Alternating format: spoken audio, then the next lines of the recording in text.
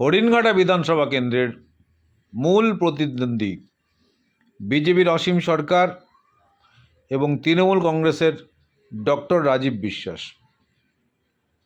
এই দুই প্রতিদ্বন্দ্বীর মধ্যে হরিণঘাটা বিধানসভার মানুষ কাকে ভোট দেবে, কার কাছ থেকে কি পেতে পারে? ভোটে জিতলে অসীম সরকারের কাছ থেকে কি পাবো আমরা? অসীম সরকারের কাছ থেকে এতকাল যা পেয়ে এসছি তার থেকে বেশি কিছু পাওয়ার তো কোনো সম্ভাবনা নেই। শুধু রোহিঙ্গা তাড়াবো, তো রোহিঙ্গাদের এনকাউন্টার করে মারবো, মুসলিম তাড়াবো এবং এসআইআরের মধ্যে দিয়ে মানুষকে প্রহসন করবো, মানুষের মিথ্যা প্রতিশ্রুতি মানুষকে দেবো। এইটা অসীম সরকারের কাছ থেকে আমরা পেয়ে এসছি।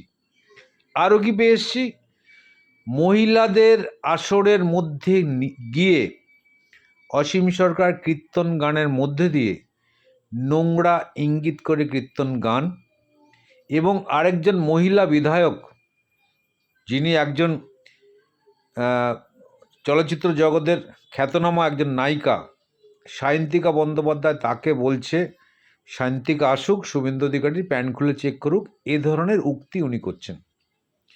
তা এবং আর কি পেলাম? গত 5 বছরে দুটো জলের খাওয়ার জলের প্ল্যান্ট উদ্বোধন হলো, তার পয়সা দিয়ে করেছে।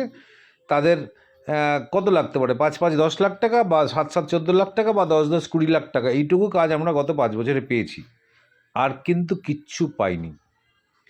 এর আগে নীলিমা নাগ মল্লিক যখন ছিল তার কাছ থেকে কিন্তু আমরা অনেক রাস্তাঘাট অনেক কিছু পেয়েছি, কিন্তু এর কাছ থেকে আগামী নির্বাচনে যদি আমরা আবার অসীম সরকারকে জয়যুক্ত করি, যা পেয়েছি তার থেকে বেশি কিছু আশা করা যায় না। একটা 4 পাস মানুষের কাছ থেকে কি আশা করা যায়? কিন্তু যদি রাজীব বিশ্বাসকে আমরা জেতাই ভোটে, রাজীব বিশ্বাস যদি ক্ষমতায় আসে, তিনি অঙ্গীকারই করেছেন দুয়ারে চিকিৎসা, অর্থাৎ চিকিৎসা পরিষেবা উনি দুয়ারে দুয়ারে পৌঁছে দেবেন, অঙ্গীকারই করেছেন। এবং হরিণঘাটায় তিনি তার আজীবনকাল হরিণঘাটায় যেন থাকতে পারেন, হরিণঘাটার মানুষকে যেন পরিষেবা দিতে পারেন, এই অঙ্গীকার তিনি করেছেন।